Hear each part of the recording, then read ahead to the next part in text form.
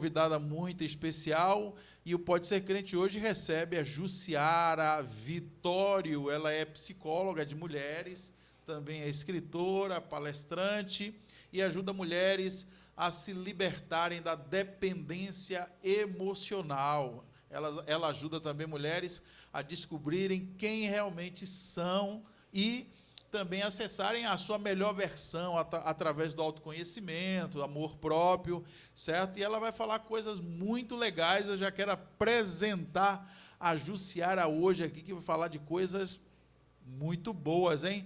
Jussiara, seja muito bem-vinda ao Pode Ser Crente desta tarde.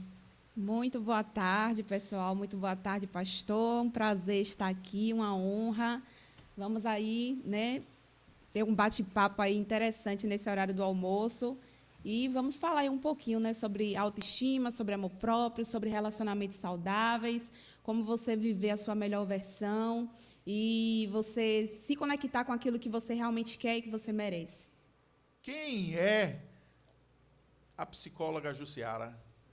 A psicóloga Jussiara tem 29 anos, é mãe de Emanuele, que tem 9 anos. Está aí já beirando a casa dos 30, né? Mês que vem, já pula aí a casa dos 30. E terminou a graduação com 21 anos, trabalhou em núcleo de saúde da família, numa prefeitura chamada Banzaê, que é o interior da minha família materna. E lá eu fiz atendimentos tanto coletivos como palestras, atendimento com gestantes, público idoso, visitas domiciliares, público de professores, adolescentes. Então, que no saúde pública a gente é 1001 utilidades, né? E aí, hoje eu atendo de forma particular, também dou palestras, escrevi recentemente um livro, estou reformulando, ele ainda já está reformulado, para nós adquirirmos aí a versão física. Ele está disponível no meu Instagram de forma virtual. E é isso, nesse livro eu falo exatamente sobre o processo que a lagarta passa até se transformar em uma borboleta, e eu faço essa analogia com os momentos que nós vivemos na nossa vida, com as fases que nós passamos, com os processos, mas que o nosso destino final é voar, e não ficar rastejando na fase do rastejo, né, mas é acessar a sua melhor versão. Acessar a melhor versão é se desconectar exatamente daquilo que disseram ao seu respeito. Eu até trouxe aqui, coloquei aqui um copo, e esse copo aqui está com água cristalina, água limpa, e aqui simboliza exatamente a nossa essência, né? Nós somos plenos, nós somos íntegros, limpos, nós viemos para viver uma experiência humana, mas nós somos seres espirituais. Eu fiquei pensando aqui, ela ajuda mulheres a se libertarem de dependência emocional. Vamos começar por esse princípio aqui de uma dependência emocional. Hoje se fala de libertação de uma dependência emocional, significa dizer que as mulheres estão presas, escravizadas. Eu queria que você falasse um pouco melhor sobre essa questão da prisão de uma mulher que ela está lá presa numa dependência emocional, de que forma isso pode acontecer e de que forma essas mulheres podem chegar a sofrer muito por conta dessa dependência emocional. Pronto, vamos lá. Então, a gente pensando aqui no contexto de dependência, né, o que é uma pessoa dependente? Vamos usar o exemplo aqui de um dependente químico, de um dependente que faz uso de algum tipo de substância. Então, é aquela pessoa que ela não consegue mais viver de uma forma natural sem aquele objeto, sem aquela substância, né? Então, ela acaba aqui somatizando, ficando altamente estressada. Por quê? Porque é como se aquilo já fizesse parte do organismo dela, aquela droga, aquela substância, né? Uma vez que ela passa muito tempo sem ser ingerida, aquela pessoa começa a sofrer abstinência, a falta daquela substância no seu corpo. E já na dependência emocional, é mais ou menos isso. A pessoa ela se sente dependente de alguém. Então, ela acha que a vida não vai conseguir tomar um rumo se ela não estiver com alguém, se ela não estiver em um relacionamento. Geralmente, pessoas dependentes se submetem a relacionamentos e mantêm relacionamentos falidos, relacionamentos abusivos, né? Sofrem agressões de todo tipo de esfera, sejam físicas, emocionais, e essas não deixam de ser menos importantes, né? O problema é que as violências emocionais elas não são visíveis como a física. Então, passa muito despercebido. porque as pessoas não conseguem discernir que elas estão sendo violentadas nas suas emoções. Então, muitas mulheres se submetem a relacionamentos onde elas são traídas, elas são agredidas, elas são rebaixadas, elas são diminuídas, né? E tudo isso porque ela não entende o valor dela, ela não sabe quem ela é. E existe também uma questão de uma vivência emocional aí, uma vivência da sua infância. O contexto da sua infância também contribui de forma muito pesada para que, na sua vida adulta, ela se incline para esses relacionamentos e ela atraia verdadeiramente esses tipos de relacionamento. Como é isso, Jussiara? Geralmente, mulheres assim, elas viveram dentro de um lar, né, altamente destrutivo, um lar onde os seus pais brigaram, onde ela presenciou rejeição, onde ela presenciou abuso, onde ela presenciou traição. E, de forma inconsciente, nós, na vida adulta, buscamos exatamente reproduzir o nosso lugar da infância, nosso lar da infância. Porque acaba que, embora tenha sentido dor, mas acaba normatizando. É um lugar de dor, mas é um lugar que eu conheço. É um lugar já conhecido. Então, elas acabam cômodo. tendo como normal esse tipo de vivência. Exatamente. Então, ela, acaba, digamos, eu dependo, e cria aquela ideia de que a dependência dela é simplesmente por questões, digamos, que financeira, quando, na verdade, ela está numa prisão emocional. Exatamente. Que impede exatamente dela ter essa liberdade, dela adquirir essa liberdade financeira. Porque ela se sente tão diminuída, né? Geralmente, dentro do... O que é que acontece? Essa mulher, ela tem o que a gente chama de vício emocional, que foi adquirido lá na infância. Talvez ela reproduz o mesmo comportamento da mãe, que foi abusada, que se submeteu a relacionamentos ruins. Então, é a realidade dela. O cérebro não consegue processar o desconhecido. Então, ele vai buscar exatamente aquilo que ele viveu, porque, embora seja algo doloroso, mas é uma dor que ele já conhece. Então, ele acaba reproduzindo exatamente esses tipos de relacionamento, porque ele não conhece o diferente. Ele não sabe o que é ser tratada bem. A mulher, ela não sabe isso, ela não teve essa referência. E essa dependência emocional, eu costumo assemelhar uma figura como se fosse o parceiro de pé e essa mulher sobre os ombros dele com uma corda no pescoço. Então, na cabeça dela, a partir do momento que aquela pessoa sai, é como se ela estivesse com a forca no pescoço, ou seja, ela não vai dar conta, ela vai morrer, ela não vai sobreviver. Eu não consigo sem ele, eu não vou conseguir me sair desta situação.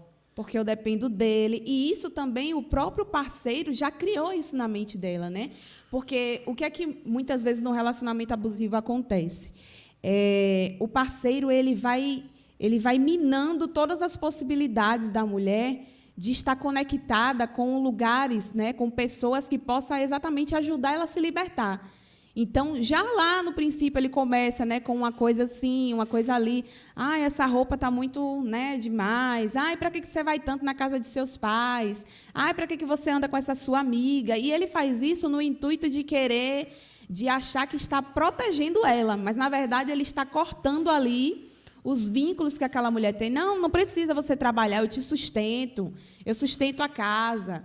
E aí, com isso, a mulher vai perdendo ali os seus meios e vai ficando dependente de uma forma ali, aos pouquinhos, dessa pessoa. E aí, essa mesma pessoa que prometeu, né, ser o provedor, que prometeu cuidar, é a mesma que começa. Ah, você está gorda, você está feia, ninguém vai te querer. Se você me abandonar, quem que vai te querer? Você acha que você vai conseguir alguém?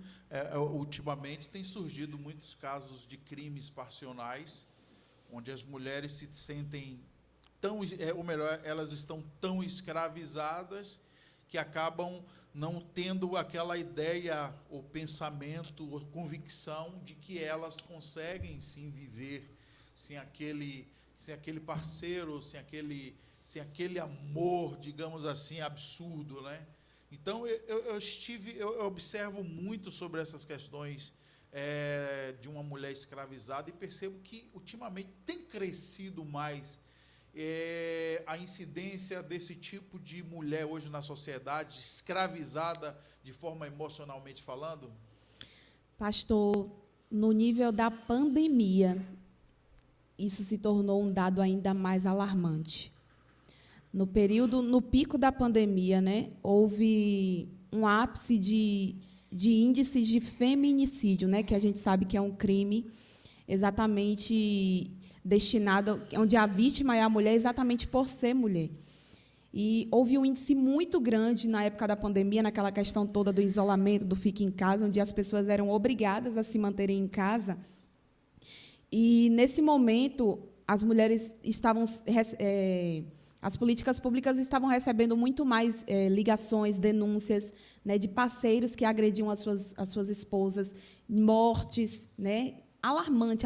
Então, veio evidenciar aquilo que estava um pouco, né, escondido, porque isso sempre aconteceu, né, essa questão da figura masculina como posse da mulher, como autoridade sobre a mulher, e, nesse sentido, não como forma de protegê-la, mas como forma de agredi-la, de acabar, né, cometendo crimes sobre ela. Então, na pandemia, isso ficou muito evidente, houve casos, né, muito alarmantes nesse período, exatamente dentro do seu ambiente, onde ela deveria se sentir segura e cuidada.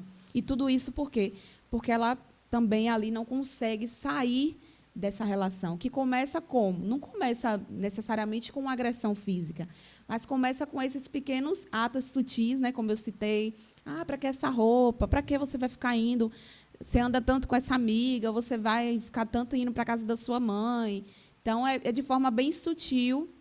E aí, depois, a mulher... É como se fosse aquela metáfora do sapo na panela, né? Se botar ele na água ainda fria, ele não percebe. Mas aquela água vai esquentando, vai esquentando, vai esquentando, e quando ele tenta sair, ele já não consegue, e ele acaba morrendo ali naquela água. Agora, não sei se você concorda comigo, mas muitas delas acabam se colocando nesta posição? Ou realmente elas são sufocadas e lançadas neste calabouço emocional? É exatamente a questão que a gente chama de vício emocional. Então, vamos lembrar que a questão da dependência emocional, né? A dependência química. O cérebro já está ali acostumado com aquele tipo de substância, né, para conseguir se manter, para conseguir ficar ativo. E na dependência emocional é um vício também, porque ela aprendeu desde lá da infância. Então, ela não reprogramou esse cérebro. Então, é o mesmo caminho. Pense que esse caminho emocional é uma rota que foi construída lá na infância, através da mãe dela. Então, existe também uma questão de fidelidade inconsciente aos nossos pais, onde a gente tende a repetir os comportamentos dos nossos pais por fidelidade a eles. Então, isso é para qualquer coisa, tanto de relacionamento como na vida financeira. Quanto mais parecido eu sou com os meus pais, mais pertencente eu me sinto a eles. Então, ela acaba tendo esse caminho, essa rota inconsciente que faz com que ela ache isso normal e ela reproduza isso. E o vício emocional é o quê? Essa mulher, que ela é a vítima da relação, ela sempre vai atrair o homem que é, vamos dizer, o narcisista, que é exatamente o abusador. Por quê? Porque ela tem um vício de carência, desde a infância. Ela não recebeu o amor que ela precisava como criança, talvez o cuidado. Ela não teve a representação da família, da figura paterna, da figura materna, porque a mãe é a que nutre. O pai é aquele que prepara para o mundo, para a vida. E a mãe é esse ser que nutre tanto a relação dela com ela mesma, como também para relacionamentos. E ela não recebeu isso. Então, ela acabou manifestando essa carência na sua vida adulta, não se ressignificou, não fez terapia.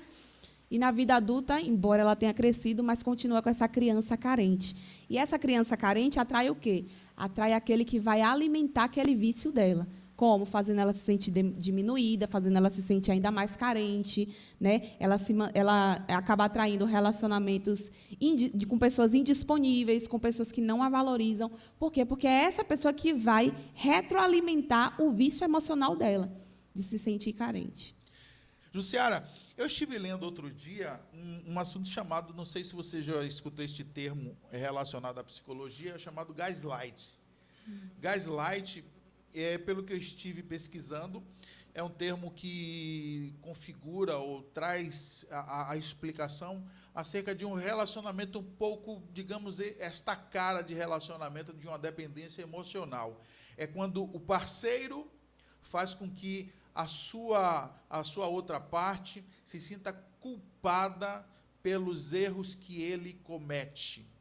Então, esse termo eu parei para pensar e fiz, caramba, é exatamente isso que tem acontecido hoje. Muitos destes crimes passionais acabam acontecendo por isso. Eles ou elas aprontam, fazem coisas assim absurdas, e a parceira acaba se sentindo culpada. Foi por causa de você. E eu sei que você já encontrou muita gente sobre isso. Então, é um termo, talvez você não tenha conhecido esse termo gaslight, mas deve ter algo sobre esse assunto. Sim, é exatamente um dos pontos, aí o senhor tocou em um dos pontos chaves que também segura essa mulher nesse relacionamento abusivo. É a culpa. Por quê? Porque ela começa a dar o máximo dela para manter aquela relação. E ela traz, através da fala do parceiro, exatamente isso como verdade, porque tudo que ele fala para ela começa a ser muito verdade. Porque ela não tem essa visão do valor dela. Então, ela acha o tempo todo que a culpa é dela. Nossa, ele me traiu, mas é porque eu não sou boa o suficiente. E aí entra aí a crença de identidade distorcida. Eu não sou boa o suficiente. Talvez a outra seja melhor do que eu. Ou eu fiz para merecer, né? Eu não arrumei a casa direito, por isso que ele fez isso, por isso que ele falou isso. Eu não cuido bem dos meus filhos, olha como eu estou. Então, exatamente é essa culpa. E a culpa, nesse contexto emocional, a culpa, de forma inconsciente, ela pede por punição. Então, se a gente for pensar, né, uma pessoa que foi colocada ali, sentenciada pelo juiz como alguém culpado, aquela pessoa vai cumprir uma pena.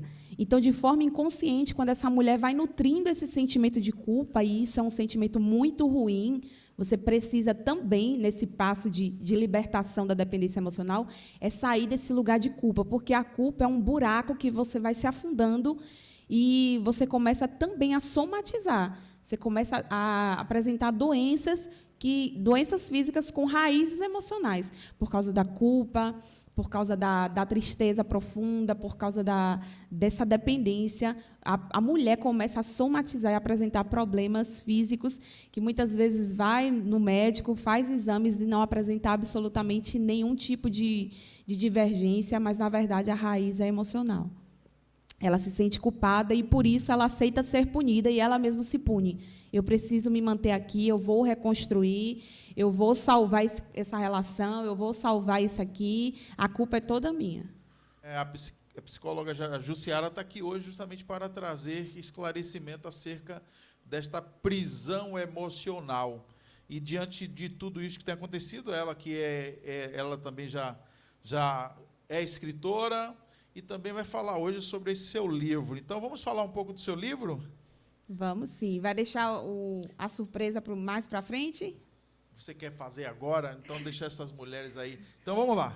Fique à vontade. Então, aqui, ó, esse copo aqui é como se ilustrasse a nossa essência, como nós somos. Nós viemos para ser plenos, nós viemos aqui para experimentar essa vida humana, né, essa vida física aqui. Nós somos seres espirituais, mas nós estamos aqui na Terra vivenciando uma experiência física.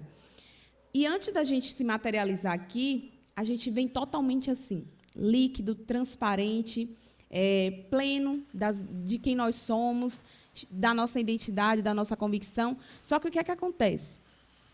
Muitas vezes, algumas pessoas, ainda na gestação, né, que a gente chama de vida intrauterina, né, quando ainda está sendo gerado ali, algumas pessoas já nesse processo, antes mesmo de nascer, experienciaram a rejeição. Como assim, Jussiara? Talvez porque os pais não haviam planejado a gravidez, aquela criança não tinha sido desejada. Talvez porque a mãe descobriu que estava grávida, contou para o parceiro e o parceiro abandonou, a mãe se sentiu rejeitada, e todas essas informações estão sendo captadas por esse serzinho aqui. Então, você imagine, eu trouxe aqui um corantezinho para simbolizar que a psicóloga também é confeiteira nas horas vagas. E aí, imagine que cada uma dessas coisas que acontecem vai manchando ali a nossa visão de quem nós somos. Vai manchando. E aí, ao longo da gestação, ela já sentiu ali a rejeição que a mãe passou, o abandono que a mãe passou, a traição que a mãe passou. E aí essa criança nasce E, no seu contexto familiar, como eu dei exemplos, um contexto violento, um contexto de abandono, e ela começa a ouvir coisas, ela começa a ver as crenças dos outros, dos seus pais, e ali ela ouve: você é burra, você é lerda, você não sabe fazer nada direito, essa menina não vai dar para o que preste. E olha o que é que vai acontecendo com a nossa essência. Olha o que é que vai acontecendo com a nossa essência. Por quê? Porque a criança, pastor, quando ela é pequena, ela é uma esponja, então ela não tem um senso crítico para questionar se aquilo que estão falando dela, se é verdade ou se é mentira. Ela ainda não tem essa capacidade de discernir, de questionar, de criticar sobre aquilo que ela está recebendo, sobre as informações que estão sendo passadas para ela. E com isso vai crescendo com as crenças limitantes, né, com a crença de merecimento baixa, e aí vai para a vida desse jeito, né? Não vai perdendo ali a sua plenitude, a sua visão de identidade perfeita, vai para a vida se sentindo desvalorizada, se sentindo que não é boa o suficiente, e com isso começa a aceitar migalhas em trabalho, migalhas em relacionamento, começa a querer se encaixar no mundo dos outros, começa a querer se encolher para caber em determinadas rodas, para caber em determinados lugares, e vai só descendo ladeira abaixo enquanto ela não tiver esse encontro com ela mesma através do amor próprio. Você pode ver aí que a situação não é nada fácil, mas existe solução para você que se encontra diante de uma dependência emocional, diante desta prisão, deste calabouço emocional. Há uma solução e você pode acessar esta sua melhor versão. Você pode observar que com o tempo vai se criando esse clique de escuro aí. É o que está acontecendo realmente com muitas mulheres, né? Vai se escurecendo por dentro, e quando elas pensam em sair, ela já está lá totalmente contaminada, né? Todas as vezes que a mulher começa a ficar com essa sua identidade assim embaçada, significa que ela está dando passos contra ela, contra a vontade dela. Então, nos relacionamentos acontece exatamente o reflexo da forma como nós nos relacionamos conosco. Então, aquilo que acontece no externo é um reflexo do nosso mundo interno. Como é que você tem se relacionado com você, mulher? Como é que você tem se tratado? Porque, às vezes, você reclama de um relacionamento onde você está sendo traída, mas, na verdade, você, em alguma esfera, você também está se traindo.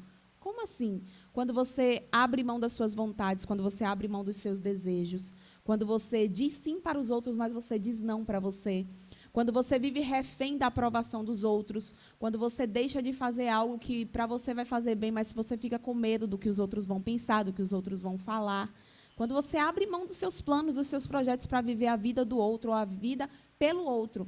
Quem acaba querendo viver duas vidas, no final das contas, não vive vida nenhuma, né? Então, tudo isso reflete um sinal de baixa autoestima e, consequentemente, essa vibração baixa vai atrair exatamente pessoas que irão nutrir e confirmar suas crenças e as suas emoções.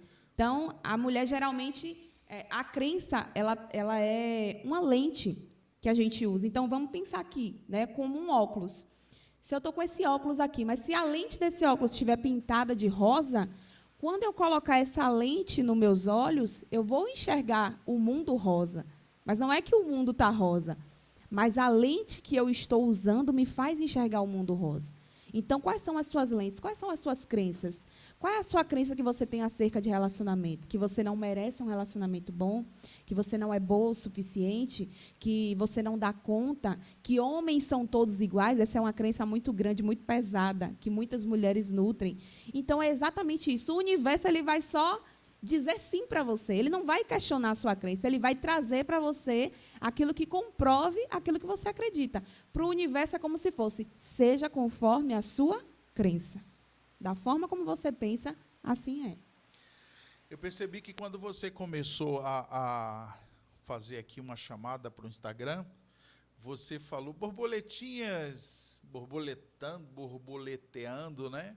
Eu queria que você falasse um pouco sobre esta forma de comunicação que você tem com seus seguidores. Sim, a maioria do meu público, eu tenho um público mesclado, né, de homens e mulheres, também tem homens aí que também querem acessar sua melhor versão e ser esse homem de valor, né? Não tem nada a ver com feminilidade.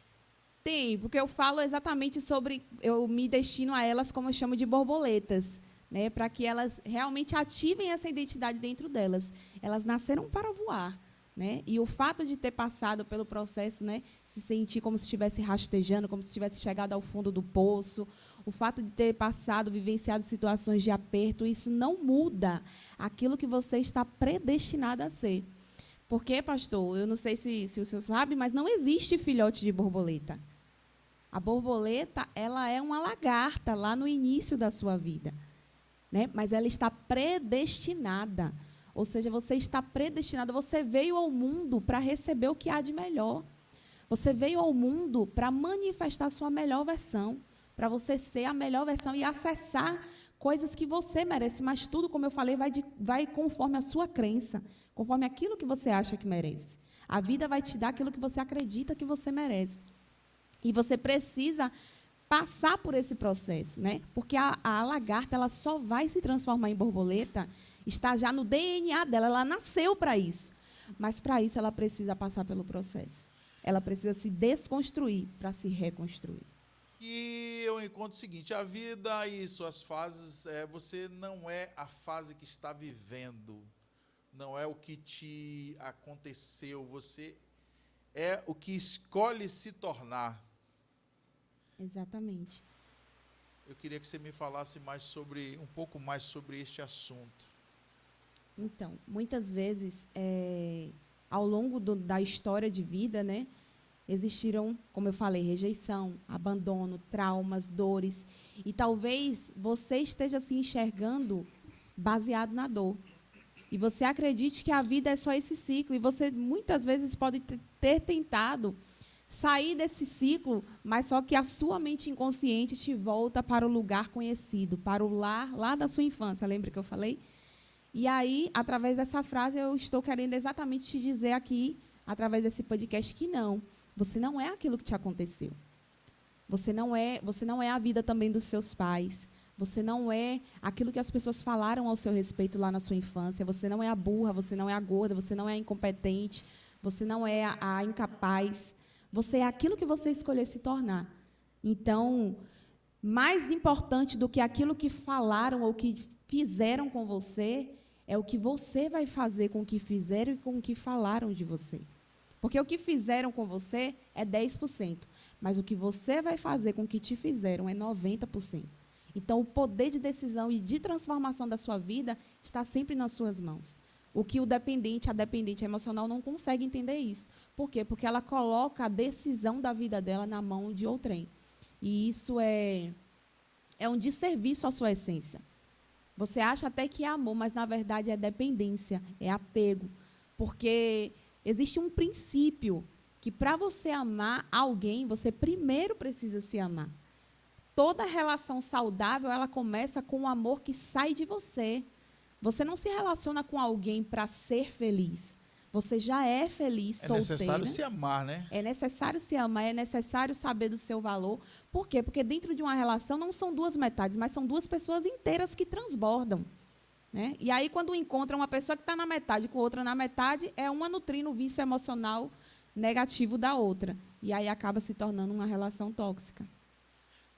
Percebemos que tem muitas mulheres aí aprisionadas justamente vivendo esta dependência emocional e acaba se expondo, elas acabam perdendo a oportunidade de ter uma vida melhor. Essa questão do amor próprio, que é um princípio de uma relação saudável, ela precisa ser bem equilibrada, né? É um mandamento e quando se quebra esse princípio, nós vivemos de forma disfuncional. E neste caminho que você tem trilhado como psicóloga, você tem percebido que as mulheres estão ficando mais fortes ou mais frágeis? A fortaleza ela encontra quando ela começa a entrar nesse processo de volta para casa, para dentro. E aí vai caindo as escamas, né? Porque, como eu falei, são muros que foram erguidos desde a infância que faz ela criar essa lente. Então, ela enxerga o mundo com essa lente. E essa lente aqui, que sujou toda a essência dela, que danificou, né, toda a estrutura dela, precisa exatamente de uma reprogramação. E como é que acontece isso? Através do autoconhecimento. Então, o autoconhecimento ele é um caminho sem volta. Enquanto nós estivermos aqui na Terra, é uma desconstrução e uma reconstrução acerca de quem nós somos, acerca daquilo que nós pensamos, acerca da nossa crença de identidade.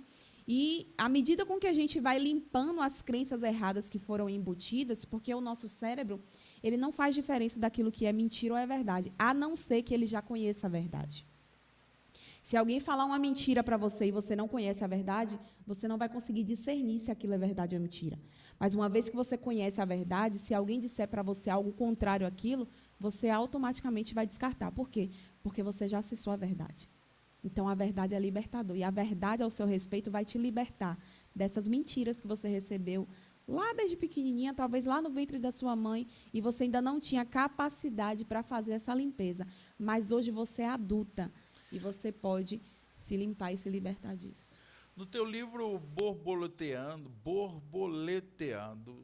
que é Descobrindo Suas Asas, borboletear, dar pequenos voos, você diz que a vida é um processo com fases e etapas.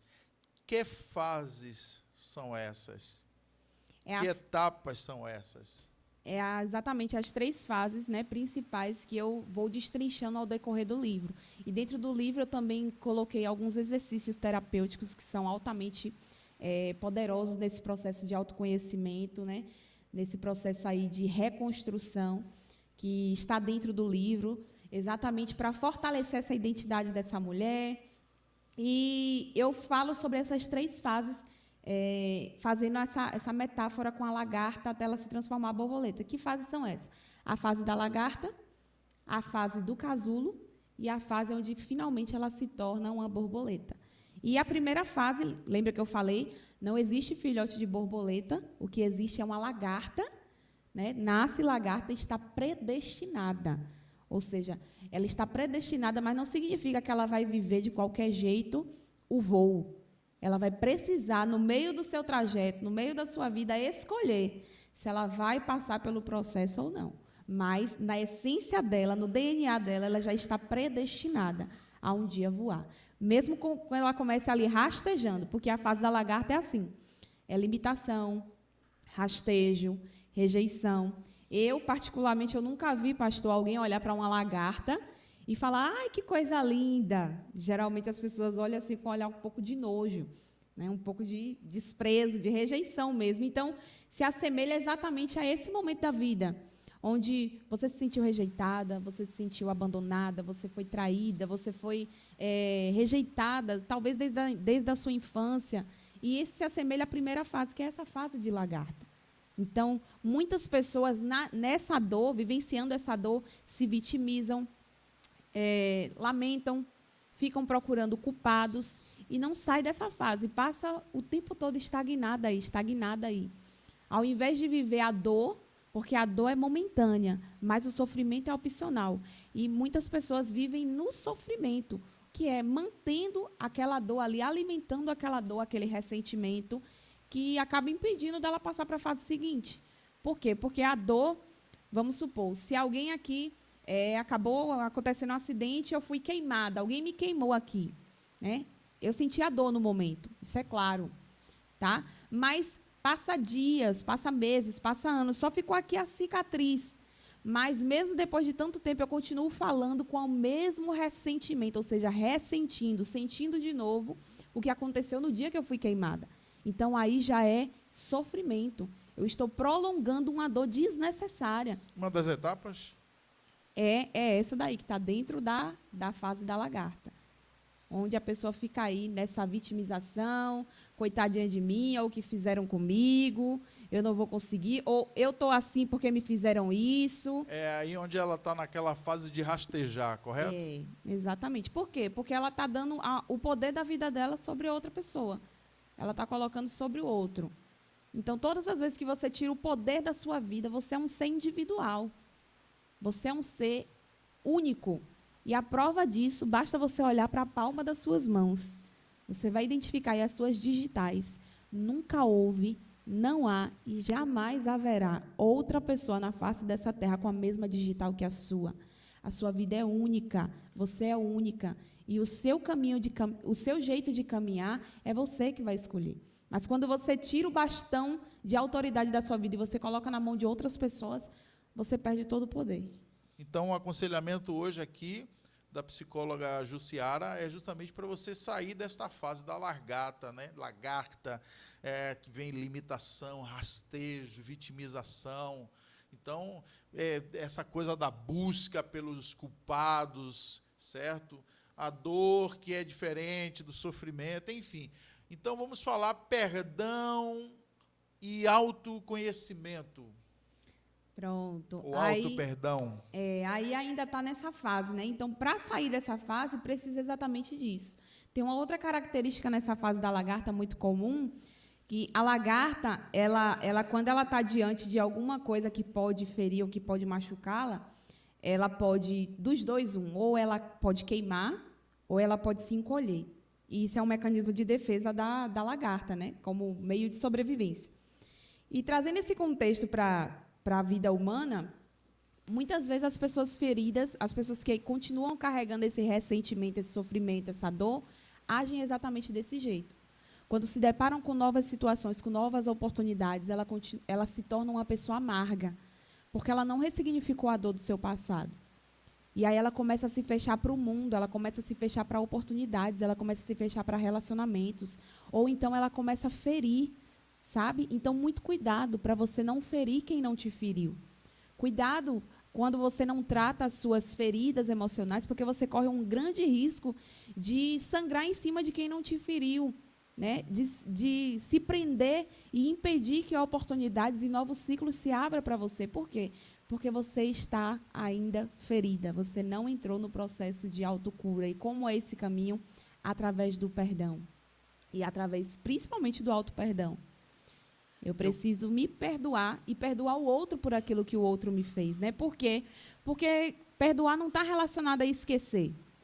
Perdoar também não é desculpar o outro pelo mal que ele fez, mas é se libertar daquele peso de carregar aquela pessoa todos os dias, de ficar contando a mesma história de dor como se você ainda estivesse presa lá no passado.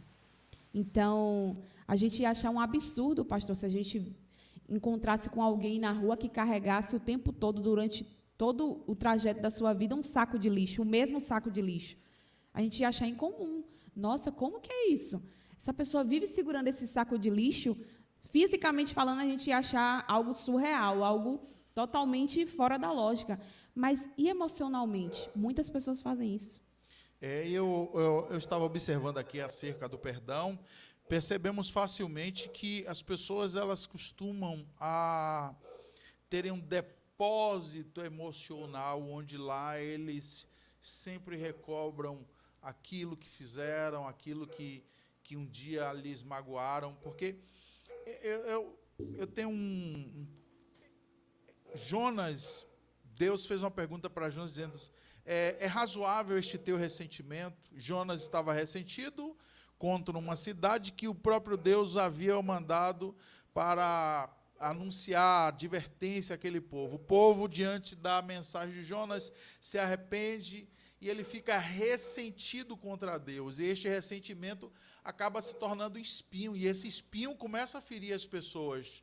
E me faz lembrar esta fase da lagarta, que é justamente aquela autodefesa que acaba ou se encolhendo ou se atacando, na verdade, queimando aquele que se aproxima dela. Então, percebemos que esse espinho, você tem razão em ficar ressentido, senão seria um robô, não sentir nada.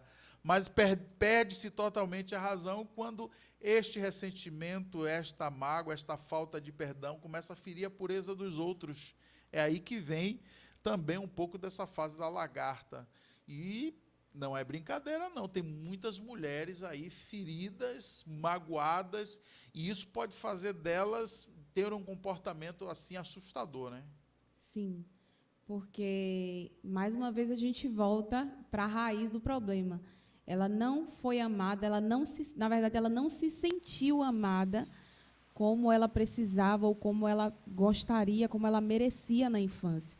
Então, esse ressentir, esse desejo de vingança, de punição do outro, carrega exatamente uma certa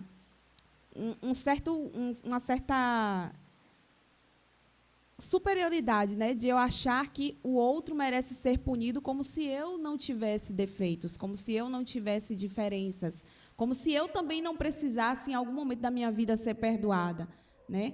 Então, uma chave muito clara assim, para trazer a consciência dessa questão do perdão é quando a gente entende que cada um só dá aquilo que carrega. Cada um só entrega aquilo que tem, né? E aí eu volto aqui para um outro exemplo do copo. Eu estou aqui com esse copo cheio de água que se tornou preta, que era cristalina e se tornou preta. Se eu esbarro com esse copo aqui agora, desse jeito aqui no chão, o que é que vai derramar desse copo? Água preta.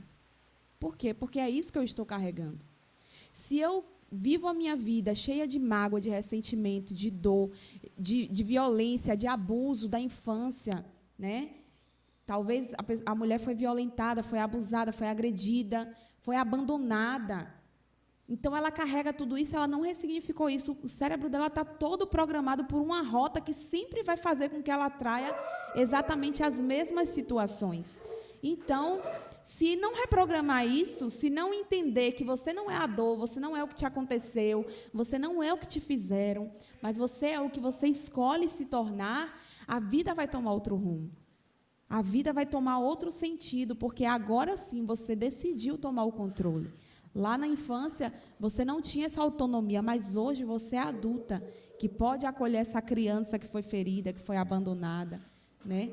E acessar sua melhor versão, como mulher hoje que é. Jussiara, temos alguns comentários aqui no nosso chat ao vivo. Temos a participação de Franciele Barreto, dizendo sensacional, parabéns. Tem também a Sirlene Freitas, verdade, eu me sinto conturbada com as coisas do passado, que foi uma coisa que não sai da minha mente, faço de tudo para tirar, mas não consigo. Selma Almeida, boa tarde, verdade, com certeza é bem assim. É interessante o comentário da Sirlene, ela falando que não consegue, né?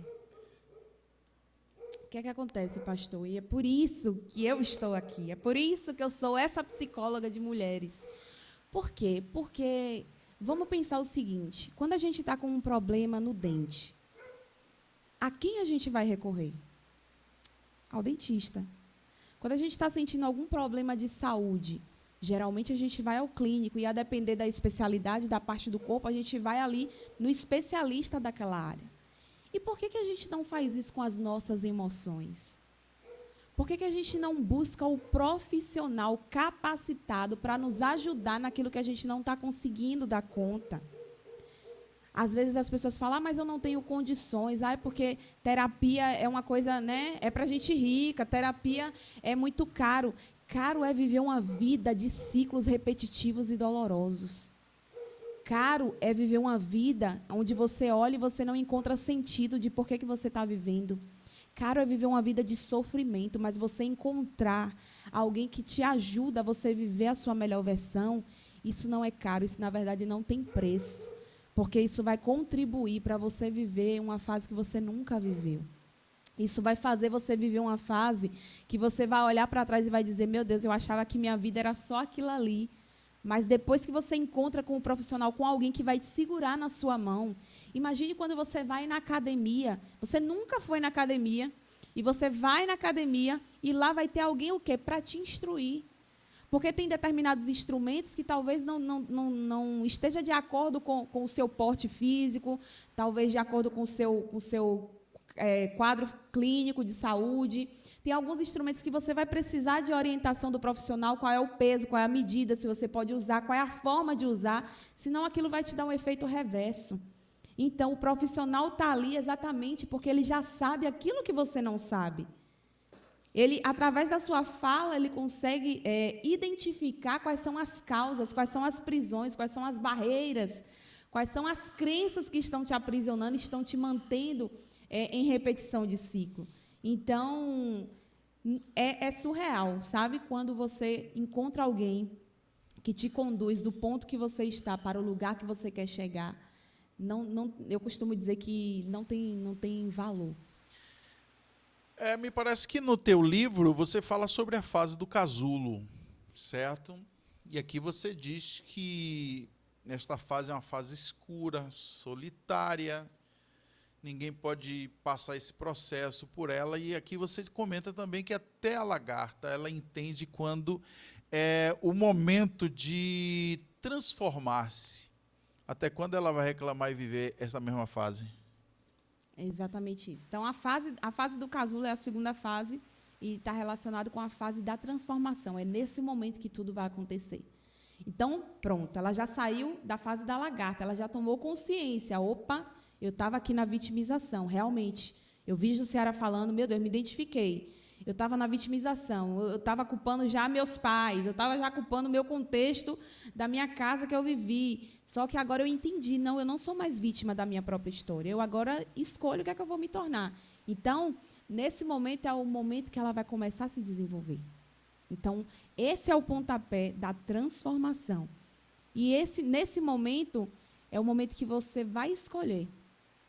E no casulo é onde você vai entrar em contato com o quê? Com as dores. É quando você encontra a psicóloga Jussiara e você vai começar a ter consciência das dores, das prisões. Você vai entrar em contato, você vai entrar nesse processo de perdão, de liberação de perdão, de auto-perdão. Né? Você vai se libertar do trauma, do abuso, da violência que você sofreu, porque não dá para carregar essas bagagens. Teve uma live que eu fiz exatamente citando 5 bagagens que nós não precisamos carregar. Ao longo da nossa vida, tem coisas que a gente vai carregando e vai acumulando que torna a viagem cansativa. Você está aqui para viver, é um trajeto, nós estamos em uma vida, tem a música, né, que fala que a vida é um trem-bala. Então, você está vivendo essa vida e tem bagagens que, se você escolher manter com você, vai tornar a viagem muito mais demorada, cansada, pesada. Então, no momento do casulo, é o momento que começa esse processo de identificação.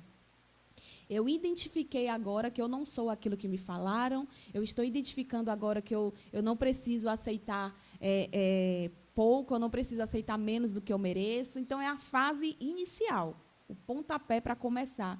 E por que eu falei que é apertado, que é solitário, e eu faço essa semelhança com o casulo? Porque é exatamente nesse momento que a lagarta, percebam, até a lagarta, um inseto sabe naturalmente qual é o momento de entrar e de viver esse processo. No caso, romper o casulo, porque você diz no livro que ela pode comprometer o futuro dela. Ela precisa aceitar e viver esse processo. Ou seja, é necessário ser lagarta? É necessário. Nascemos assim. Tudo tem um tempo. Tudo tem uma etapa. Existe um tempo determinado para cada coisa. E tudo, absolutamente tudo, tem o poder de cooperar, de juntar forças para o seu bem. Tudo, absolutamente tudo. Você pode olhar para uma situação que foi muito dolorosa, mas exatamente... No caso, ela tem que aceitar. Exatamente. Não é que, eu não vou passar essa fase da lagarta. É necessário porque ela vai amadurecer com esse processo. Exatamente. Eu preciso identificar onde que dói. Para eu tratar, eu preciso saber onde é que dói. Enquanto eu fico no estágio de negação, na fase da negação, eu não aceito, eu não perdoo, eu não tolero, eu não vou sair de fase.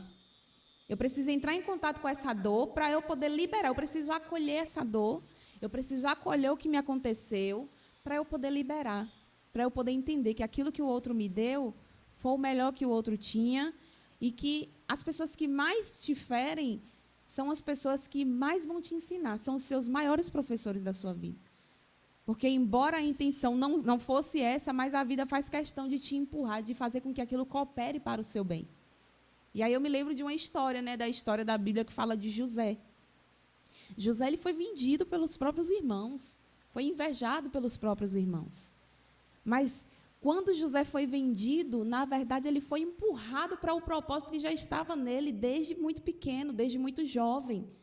José já tinha esse perfil de liderança, de governo. É interessante, desculpe te interromper agora, eu pensando nisso aqui, Uma vez eu estava ministrando, eu disse, José não pediu para sonhar. Ele teve um sonho, e quem deu este sonho a ele foi Deus. E nesse processo de sonhar o sonho que não desejou sonhar, era o momento que Deus estava trabalhando na vida dele. Exatamente. E é isso que acontece. Quando a gente se conecta com a nossa centelha ali, ó, com a nossa essência, né? E o autoconhecimento é exatamente isso, é esse caminho para a sua essência, para você descobrir quem é você, qual é a sua missão, qual é o seu propósito.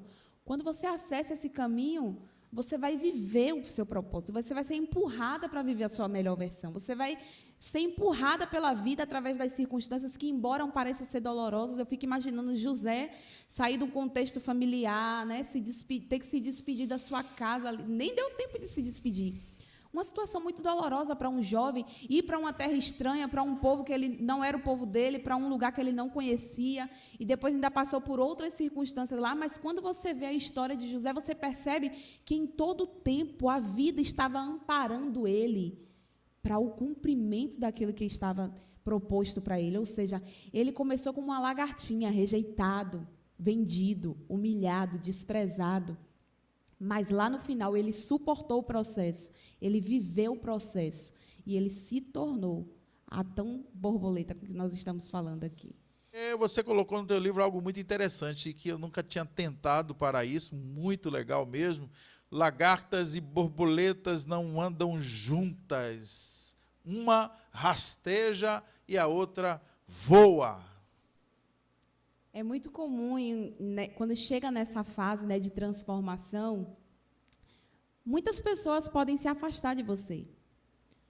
Você vai acabar se afastando de algumas pessoas também. Muitas pessoas vão acabar se afastando de você. Por quê? Porque é exatamente isso. Você está indo para um novo nível. E o nível anterior já não faz mais sentido, né? Você já não alimenta mais os vícios emocionais daquelas pessoas do passado, e nem aquelas pessoas alimentam você com os vícios dela. Não faz mais sentido para você. É só a gente imaginar, né, pensar aqui no exemplo.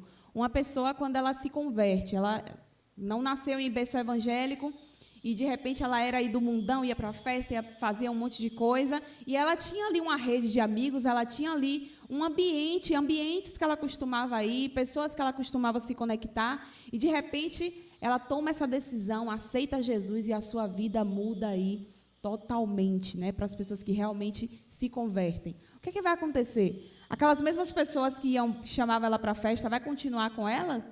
Não faz sentido. Ela não vai sentir mais graça, não faz mais sentido estar naqueles mesmos ambientes.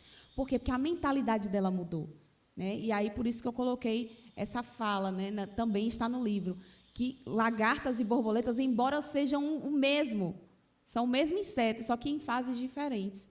Então, elas não caminham juntas, porque a lagarta, ela rasteja, mas a borboleta, ela voa.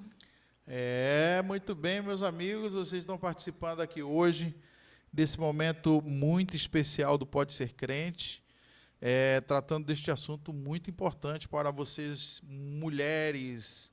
Borboletas voam. Maísa dos Santos também participando aqui. Verdade, em Deus temos a mulher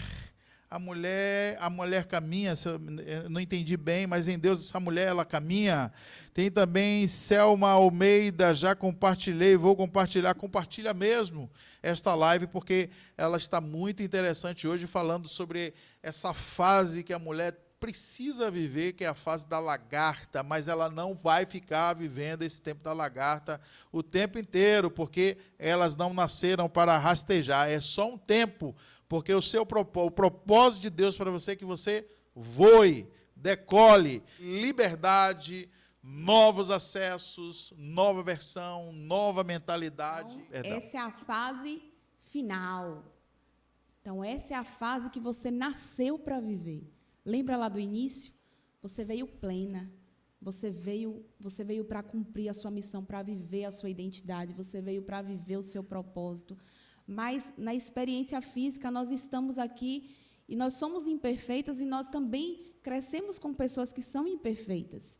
Então, a gente vai absorvendo muita casca, muita coisa que não diz respeito com a nossa identidade, que vai distorcendo ali a nossa identidade, e o nosso processo ao longo da nossa caminhada, da nossa vida, é exatamente isso, desconstruir essas mentiras para a gente finalmente conseguir acessar a nossa melhor versão. Então, a fase da borboleta é a fase das asas. Chega de rastejo, chega de limitação, porque enquanto a lagarta, né, ela é limitada, a lagarta ela rasteja, ela dá passos lentos, ela é devagar, ela só fica ali pelo chão, pelas folhas. A borboleta não. A borboleta é imparável, ninguém segura ali a borboleta, ninguém impede a borboleta. A borboleta também ela não compete mais a ela rastejar, ela voa. Então, essa fase da liberdade, essa fase final, fala sobre novos acessos, fala sobre viver uma nova versão, fala sobre viver uma nova mentalidade. Entenda, tudo aquilo que você tem hoje, tudo aquilo que você é hoje, é baseado na mentalidade que você tem hoje. Para você adquirir coisas novas, para você adquirir uma nova versão, você vai precisar mudar essa mentalidade. Tem uma frase que diz: loucura é querer fazer as mesmas coisas de sempre e esperar ter resultados diferentes. Não tem como. Não tem como. Muito boa essa frase. Eu gostaria que você repetisse, por favor. Loucura é querer fazer as mesmas coisas de sempre e esperar por resultados diferentes. Não tem como. Você precisa romper a velha estrutura, a velha mentalidade, a casca que está em você, as cascas que estão, volto a dizer, são camadas, são etapas, são fases. Por isso que eu digo, o autoconhecimento ele é um caminho sem volta. Não tem volta, não tem, já me conheço completo, não tem como. Enquanto a gente estiver aqui, a gente está aprendendo, nós estamos evoluindo, nós estamos crescendo, nós estamos ressignificando, derrubando muralhas que até ontem a gente acreditava e hoje a gente precisa ressignificar, e tudo isso faz parte da vida. Então, viva o seu processo, viva a sua caminhada, e se permita errar, se permita aprender. Muitas vezes a gente paralisa também pelo medo de errar. O medo de errar, ele atrofia muito a gente. Porque o cérebro, como eu falei, ele não processa o novo, ele não tem uma referência no passado do novo. Tudo aquilo que a gente vai fazer no agora, ele vai buscar informações lá do passado. Se você vai entrar em um relacionamento aqui, ele vai buscar referências do passado. Então, ele vai trazer para você coisas relacionadas ao passado. E se seu passado não tiver ressignificado, se só carrega dor, se só carrega trauma, você vai se auto-sabotar o tempo todo. Então, você precisa ressignificar, você precisa começar a fazer essa limpeza, essa reprogramação para poder acessar coisas novas. Muito bem, nós estamos aqui hoje falando muito sobre dependência emocional. Da fase da lagarta para a fase da borboleta, ela vai ter novos acessos, uma nova versão, uma nova mentalidade. E aqui, no seu livro, você diz que as pessoas começam, nesta mudança, há também a mudança das amizades. As pessoas podem se afastar, porque nessa nova fase, você não terá mais aquela coisa de ter os vícios emocionais alimentados. Então, é necessário ter esta mudança. Vai acontecer o afastamento dessas pessoas. Existem duas possibilidades aí nesse processo, E aí eu vou trazer para um exemplo de relacionamento. Vamos dar o exemplo aqui do relacionamento abusivo. Vamos voltar aqui para esse relacionamento abusivo. Então, essa mulher, ela era vítima, ela era carente, a que recebia a violência. Por quê? Porque aquele abusador alimentava o vício dela emocional de exatamente confirmar aquilo que ela ouvia desde a infância, que ela não é boa o suficiente, que não merece. Então, pensando nesse sentido, essa mulher, finalmente, na dor, escolhe entrar no processo de autoconhecimento, escolhe sair desse relacionamento ou transformar esse relacionamento. E aí entra duas possibilidades.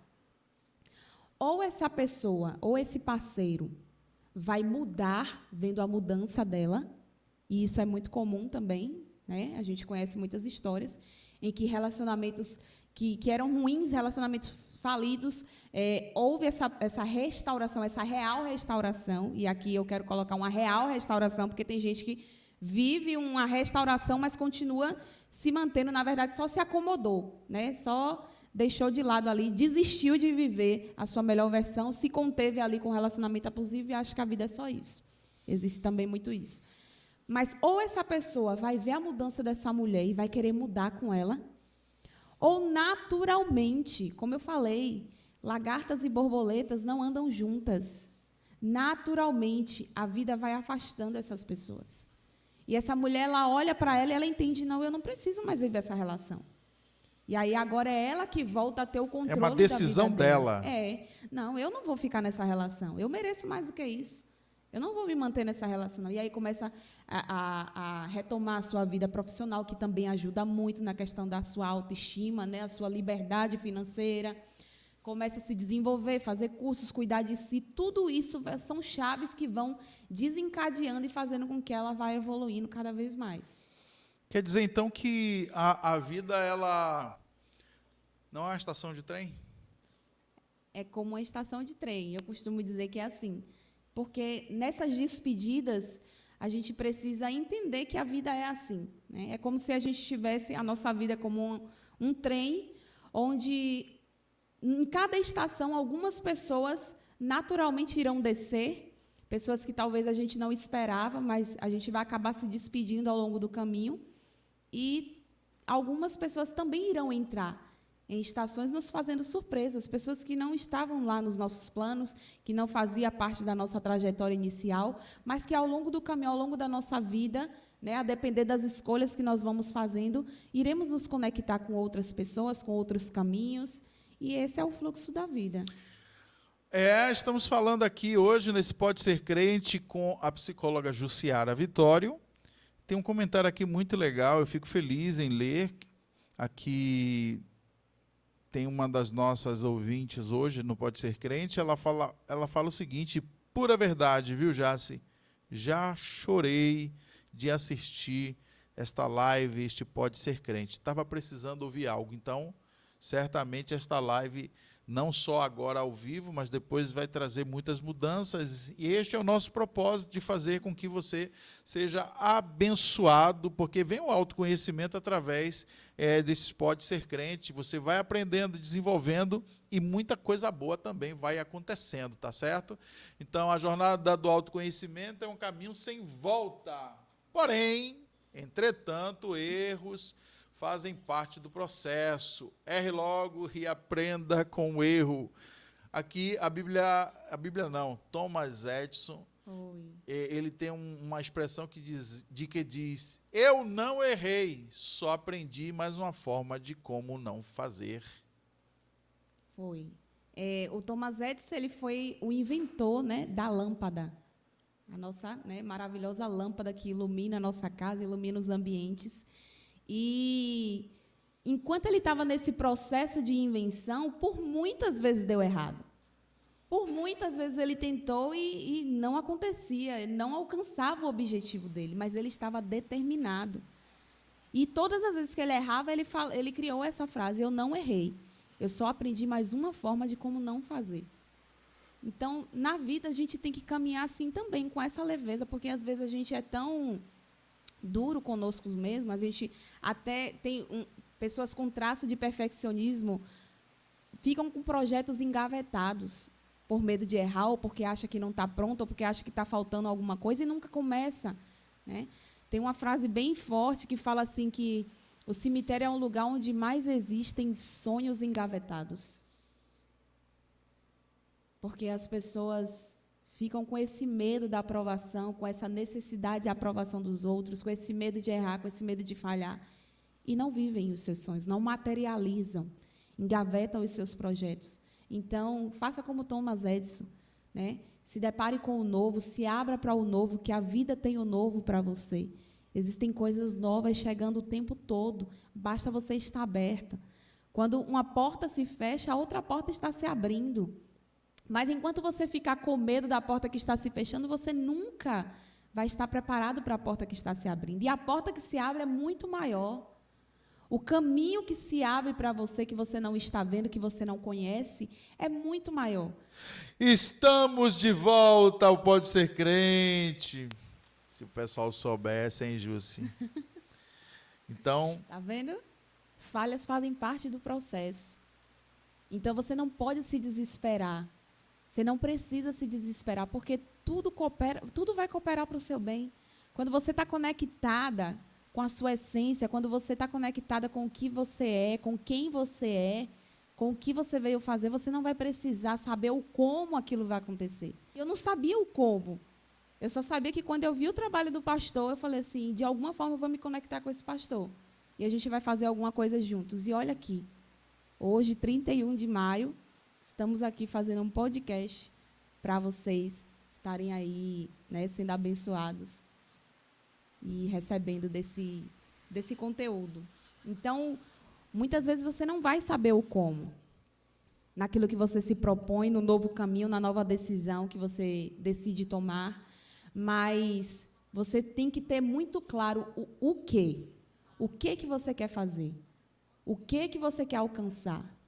O que você acha que você merece? Aonde você quer chegar? Porque até quando a gente vai fazer uma solicitação de aplicativo de transporte, né, a gente tem que colocar obrigatoriamente o nosso ponto de saída e o ponto de chegada. Enquanto você não faz isso, o aplicativo não traz para você carro nenhum. Então, você precisa ter clareza do que é que você quer, porque não dá para você sair do lugar que você está se você não sabe aonde você quer chegar. Para quem não sabe aonde quer chegar, qualquer caminho serve. Então, você vai aceitar qualquer coisa, você vai viver qualquer coisa. E você vai achar que Deus quer, que é Deus que está te dando essa vida, que essa é a vida que você merece. Não. Existem caminhos e possibilidades, e é você que vai escolher qual caminho trilhar. Então não se compare, não corra a corrida de ninguém, apenas a sua. Jussiara que escreveu, tá? O que te fizeram é 10%, o que você vai fazer é 90%. Que bacana, hein, Jussiara? Exatamente. É aí que está o nosso poder, né? A gente entender isso. Tá, me machucaram, me traíram, me abandonaram, me rejeitaram, doeu. Chorei, chore. Fiquei com raiva, fica com raiva. Bota para fora. Por quê? Porque a raiva ela é uma emoção natural do nosso corpo, gente. Gente, não vamos achar que a raiva... Nenhuma emoção é negativa, não. Negativa é a atitude que você vai tomar com aquela emoção. Mas a raiva ela é ativada sempre quando existe um senso de injustiça. Geralmente, a gente sente raiva quando a gente se depara com uma situação de injustiça. Então, essa raiva pode ser a sua mola propulsora para você ir para outra fase. Me falaram que eu não ia conseguir, me falaram que eu não sou nada, que eu não vou conquistar. Use essa raiva a seu favor. E se levanta, se erga, porque é 10% que os outros estão falando. O que o externo se apresenta para você é 10%. O que você vai fazer é 90%. Então, o poder está com você. Pois bem, você está aqui participando do Pode Ser Crente desta tarde de quarta-feira. Que almoço, hein, Jussiara? Muito bom. Eu tenho certeza que muitas pessoas serão alcançadas através deste Pode Ser Crente e ter a mente, digamos assim, livre desta prisão emocional onde muitas mulheres se encontram hoje. Jussiara, extraordinário, excepcional para você que chegou aqui. E agora, como é que vai ser? Se saiu muitíssimo bem. Eu tenho certeza que muitas mulheres foram alcançadas agora e serão alcançadas depois e edificadas com esta informação. Sei que muitas sairão desta prisão, desta dependência emocional, encontrarão a liberdade vivendo uma nova fase, a fase da borboleta. Chega da fase da lagarta, já passou o tempo, porque tem gente que fica no excesso de tempo da fase da lagarta, né? Elas esquecem que elas são autônomas da sua própria vida, né? E até terceiriza para Deus. Estou vivendo a vida que Deus quer. Né? E não é. É interessante, esse termo é muito comum, né? Exatamente. E aí a gente trouxe aqui exatamente esse podcast para desmentir isso para você. E eu quero agradecer a participação de vocês, eu quero agradecer o convite do pastor. Que honra estar aqui. E quero fechar exatamente com a situação que aconteceu comigo, que foi uma das situações que virou assim a minha chave e me deu clareza sobre o meu propósito com relação a mulheres, pastor. Foi um dia que eu estava na emergência, eu cheguei na emergência para ser atendida, e quando eu estava saindo de lá, aguardando o meu irmão na recepção, eu me deparei com uma cena em que uma mulher veio carregada, ela estava inconsciente, desmaiada, com um rapaz no colo. O rapaz estava carregando ela no colo, e chegou na recepção correndo, e um outro rapaz vinha na frente gritando: socorre, socorre, socorre. E aí o rapaz que estava com essa mulher carregada entrou imediatamente para ela ser atendida, enquanto o outro rapaz ficou ali na recepção fazendo a ficha dela. E aí aquele rapaz começou a contar ali em voz alta o que era que estava acontecendo, o que foi que tinha acontecido. E aquela mulher, ela estava desacordada porque ela fez uso de substâncias, produtos químicos, produtos de limpeza, para tentar se suicidar, porque ela havia descoberto que o seu companheiro estava traindo ela com outra mulher. E aí eu, naquela recepção ali, já quase saindo, também debilitada, vivendo um processo naquele momento, eu olhei para aquela situação e eu, dentro de mim, ficou aquilo muito claro para mim. Nenhuma mulher que passar por mim vai se submeter a chegar nesse nível, só se ela quiser. Mas as mulheres que passarem por mim, com sede de viver a sua melhor versão, elas irão viver e não vão chegar nesse ponto que essa mulher chegou aí. E depois daquele dia, eu nunca me esqueci daquele momento. E é baseado nesse propósito de fazer com que você, mulher, enxergue o seu valor. Você viva a vida que você merece, a vida que você acredita que merece. Embora pareça que você não mereça, você olha assim, você acha: não, eu não vou conseguir. Você merece. E eu estou aqui por isso que eu tomei essa decisão. Jussiara, muitíssimo obrigado por sua participação, tá certo? Foi muito bom, gostei bastante. E eu tenho certeza que aquilo que foi comentado, dito, esclarecido aqui, vai servir para ajudar muitas mulheres. Aí você vai deixar aí suas redes sociais, seu contato, alguém que precisa de uma psicóloga, faça aqui. Fique à vontade para trazer essas considerações finais àqueles que participaram e que irão participar assistindo depois este Pode Ser Crente. Pronto. Muito obrigada, pastor, pelo convite, pela honra de estar aqui, né, contribuindo, fazendo com que outras vidas sejam alcançadas e transformadas através da verdade, né? Tudo aquilo que é verdade tem o poder de libertar e de te transformar. Então, deixo aqui meu Instagram, meu Facebook, @psicóloga Jussiara. O link do livro está lá, né, ainda em formato digital, você consegue adquirir com o link, clicando no link lá na bio. Tem também meu canal no YouTube, você botando Psicóloga Jussiara Vitório também aparece. Para buscar atendimento, pode me chamar lá no Instagram, no direct, qualquer informação. Tem também os encontros Chá e Terapia, que são encontros que eu faço online, de forma coletiva, onde cada encontro eu faço com um tema diferente. E aí, você também que tiver interesse em participar, é um encontro em sala de reunião fechada, né, um encontro privado. Se você quiser saber mais informações também, é só me conectar. E é isso.